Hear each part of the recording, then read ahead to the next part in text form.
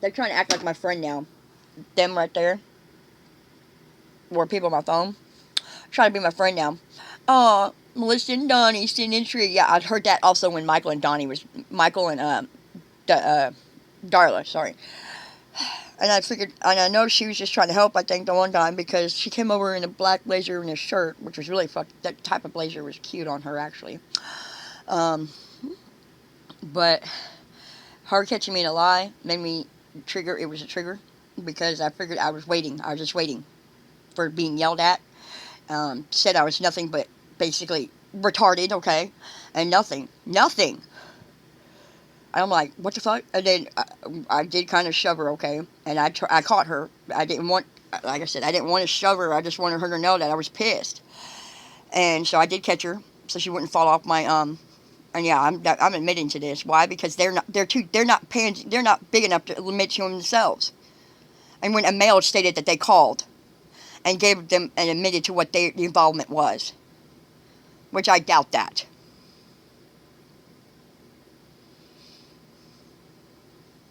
But yeah, I was waiting. Because why? I was waiting to be called, basically, or insinuated that I was retarded. Or because I'm learning disabled. It takes me possibly a year, 2 years, if not longer, to learn a subject that I am fascinated with. Love. It took most of my life to understand animal behavior, and I'm still trying to understand it. Because sometimes it changes with the age, or with whatever happens in their life, trauma-wise or whatever. It changes their behavior. I'm still learning that, even since I was 15, and had my very first job at a doggy daycare, spa, whatever you want to call the damn thing. And all I did was walk dogs every day. And loved it. Except for the one they said was deemed evil, and it was a Doberman Pinscher. And yeah, it barked at people, but once it got out of that cage, it was fine. In my eyes. So, I don't know what these owners were thinking, but, they knew that dog better than I was, because that dog has been in there more. So I watched its behavior. On an everyday basis, I was there. I watched that dog's behavior while I was there to see why it was deemed aggressive. And come to find out, it was aggressive. It wouldn't bite, but it would growl and snarl at you and lunge, but it never bit anybody. And I still don't understand why that's deemed aggressive. If it's not actually, it lunges at you, but it doesn't bite. And so I'm thinking, how can they be fully deemed as, but still, okay. I learned that anyway. And then they did have some rehabilitated pits come in, and you could tell that because they would growl and basically try to go after the smaller animals' cages. There's only one time on that, okay, and they wouldn't allow that dog back in, and so, no big deal. And then, but animals are my sanity, my sanctuary, okay.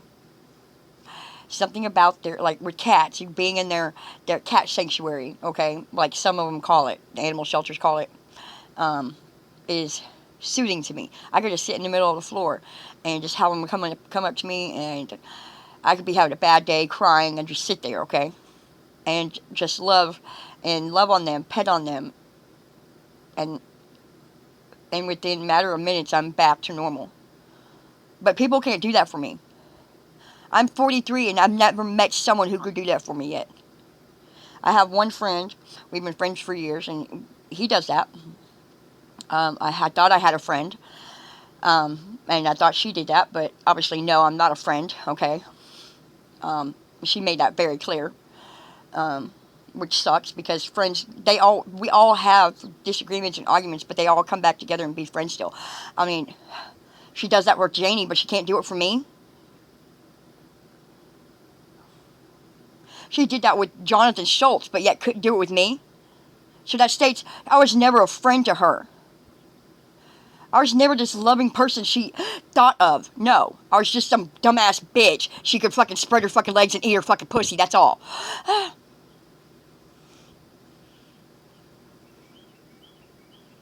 Which isn't fucking right either. That's a form of mental abuse that she fucking put on me.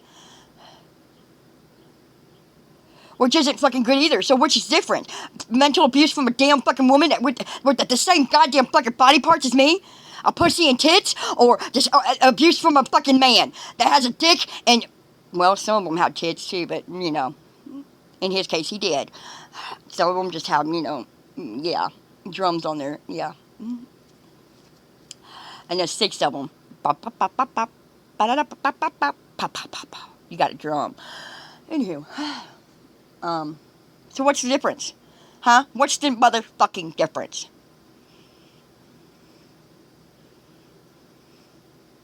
There is none. They're both the damn same difference. Oh, but words are supposed to bounce off you, right? No, they don't.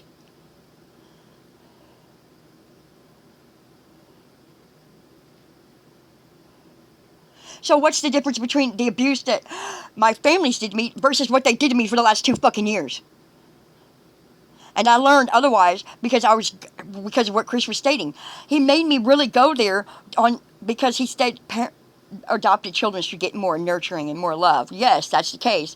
But I was such a defiant child growing up that I only got taught that showing love was through sex. And that's how I thought I was supposed to be loved. My parents taught me otherwise, okay? And Chris made it out as my dad was basically a molester, which he fucking wasn't. When all that was a comfort to me. Yeah, his certain things may have happened, but he didn't all grope, you know, like men that actually are molesters do. No. So no. I had to work all through these last 2 years, okay, and depicting this, and thank you on whoever it was that gave some of the missing parts that were basically, it's not influential, it's a word that means it has to be there, crucial, there we go, for me to know that, because some of the things, I was making it out as my fault, and yes, some of it was my fault, some of it's not. Some of it's just how I perceive these people's words, but yet they're not coming back as adults and stating otherwise. They're just being a little pain in everybody's asses and think that, oh, just because their life is better or they got money or whatever, that, oh, heaven forbid. No, that's not how it works. You don't have to have money to make it in this freaking world. You just have to have the smarts. You gotta have the smarts of how to use the $1,000 that you get every month, okay? And make it work. Or the $95 you get in food stamps. Okay? You gotta make it work. You gotta be pretty fucking smart for that. You gotta be thrifty for that. Then at the same time, people are making fun of me because, oh, heaven forbid, I'm taking a bath in a storage tub. Well, at least I'm staying clean. Watch some of these motherfuckers out here wearing the same clothes for a week at a time and washing up and just sitting under the playground water thing and saying, oh, they're bathed. But yet they don't even smell like body soap or anything like that. They just stink still. I don't want to hear nothing. At least I'm doing it in this fucking world. I'm keeping myself clean. I keep my house clean to the best ability I can. What else can there be? Oh, it's not white glove clean like someone over here stated? Because, oh, heaven forbid, they clean houses for $900? Makes no damn sense.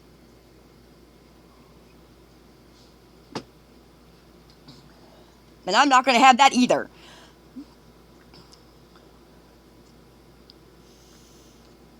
So take your judgment and shove it up your ass, Muskogee.